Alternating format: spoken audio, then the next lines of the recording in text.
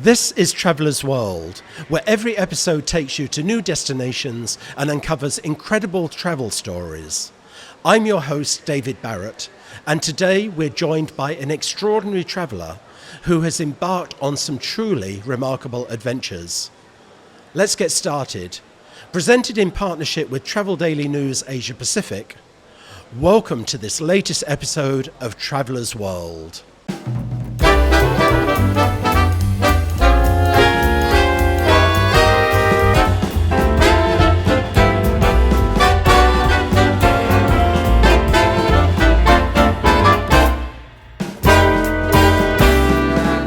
Camera 2, camera 1, we're good, and camera 3 is rolling.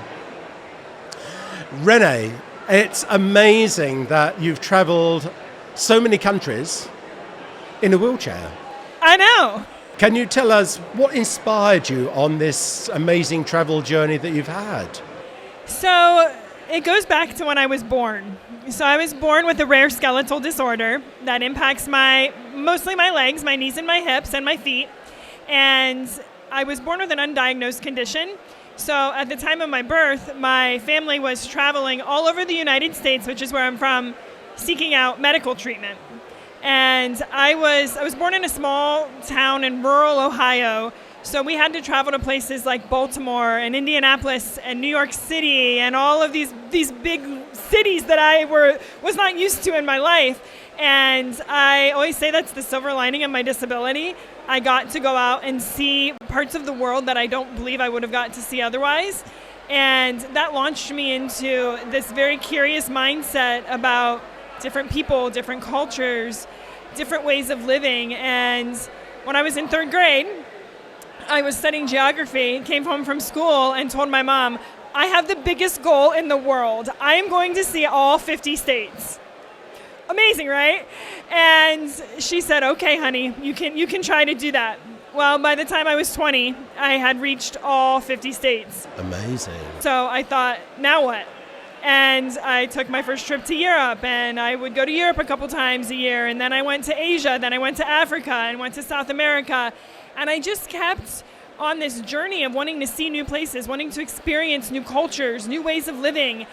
And in May 2022, post-pandemic, I was extremely burnt out with my job, put in my resignation, left really with no plan, a one-way ticket to Bali, Indonesia, and I set out around the world, and it was my goal to see the world.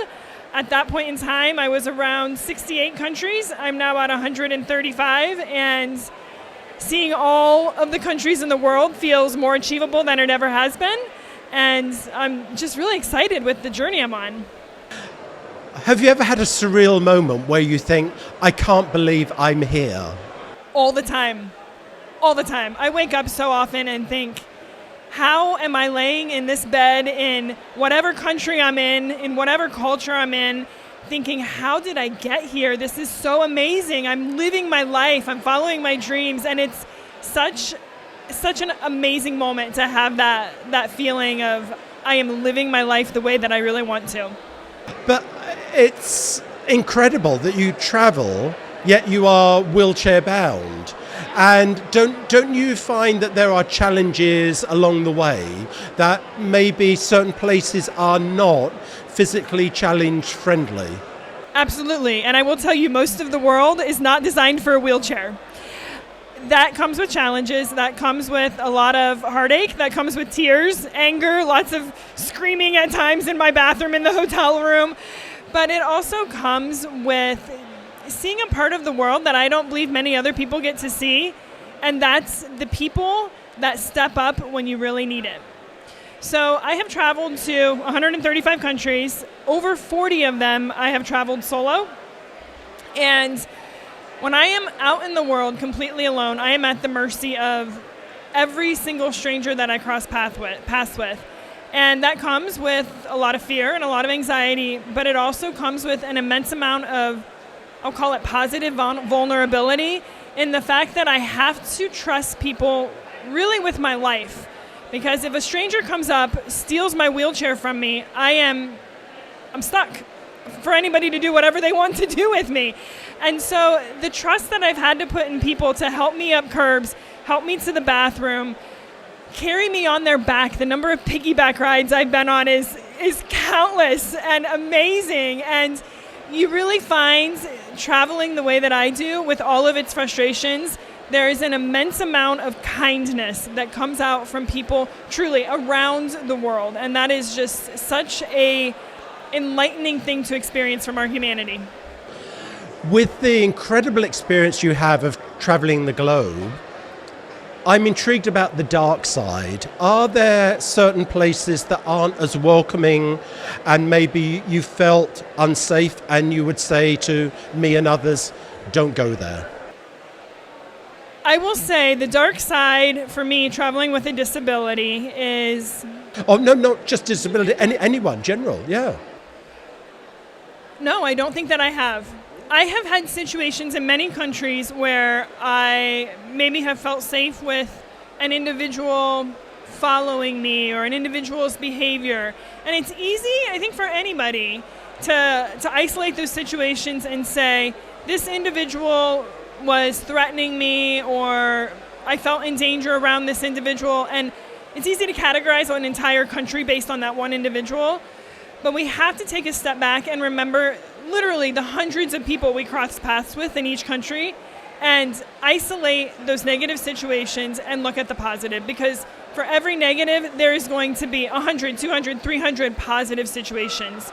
So maybe I've felt a little bit uneasy, we'll put it. And I think as a female, as a disabled traveler, as any traveler, you need to know when to get out of those situations. But get out of them and then get yourself back to the people that are really awesome and hang out with those people. They're the ones you want to be with anyway. With all the travels that you've had a lot of global cuisine. I'm a great foodie.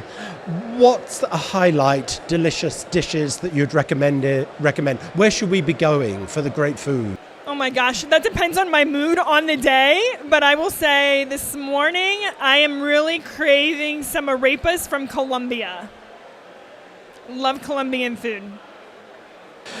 You're from the US originally, as you say, and you grew up there. We take the US out of the equation. Of all the places you've visited, which one would you choose to call home if you had to pick? Which place would I choose to call home? Yeah. Would you like to live and settle down? Not that you might be doing that, but pick one place. This is a really interesting question and a very difficult question for me to answer, and I'll make it twofold. When I look at places in the world that are very accessible, and I say that because it is a very real part of my life, whether I like it or not, there are very few places that on a day-to-day basis I can stroll through the sidewalks, stroll through the stores, stroll through the hospitals, the clinics, the schools, everywhere that you need to go on a day-to-day basis and do it completely independently. So from that standpoint, I would say Norway is fantastic. Most of the Nordic countries are amazing. But Norway, Sweden, Denmark, I would choose one of those. Yep. Taking out the disability component, I would love to live in Laos or Botswana, which are very different, totally different, but I love Laos and I love Botswana. Why those two and the fact they're so different? What's appealing? In Laos, I love the people. They are incredibly gracious, kind. The culture is just very welcoming. It's very calm. I have that sense of peace when I'm there. We all need some peace in our life. And Botswana for the nature. I love being out in the nature with the animals, totally disconnected from the rest of the world. Put your cell phone in your bag, don't look at it because it doesn't work. And I just love that disconnect, and that, I guess it brings peace also. It's that peacefulness I'm looking for. As a traveler of the world, have you had to make a compromise with family and friends? Because I see that, traveling around the world, it can be very lonely. And you might say, hey, I have these amazing experiences, but at the cost of disconnecting with family and friends. How do you balance that? And have you managed to maintain family, friends, and travel? Or take them with you? Yeah, it's difficult. So I am fortunate that I'm very much an introvert, really like my alone time to reflect and just be with myself. So the times when I do travel alone, I really embrace it. I do also find traveling alone gives you the opportunity to sit down with a local person one-on-one, meet another traveler one-on-one, and you get those really intimate experiences And selfishly, they're all mine. I don't have to share them with my life partner or my mom or my sister. They're 100% mine, and there's something really special about that. I have been very fortunate in my life to have a very, very supportive family, very supportive life partner, friends who are cheering me on. And when I say very supportive and cheering me on, to the point that they go to some of these far-fetched places with me. And I don't know why most people want to do it, but they come along with me, they embrace it, and we have a great time together. So I count my blessings every day that I have the support system that I do. What's your recommendation for travel accessory? 20 kilo suitcase or backpack? I like a backpack. I always joke I have enough wheels to deal with, so I don't need another set of wheels to drag through the airport with me. So backpack for me. What would your recommendation be to somebody that is physically challenged, has a dream of traveling, but they're fearful that maybe the world is not going to welcome them? I will say the world will welcome you with open arms, and you will be pleasantly surprised. Your fear is 100% legitimate, and fight it. Fight it and say, I don't need you in my life anymore, because if you can get over that fear, you are going to see a part of humanity that you didn't even know existed, and you're just going to want more and more and more. It becomes very addictive. What's next on the map?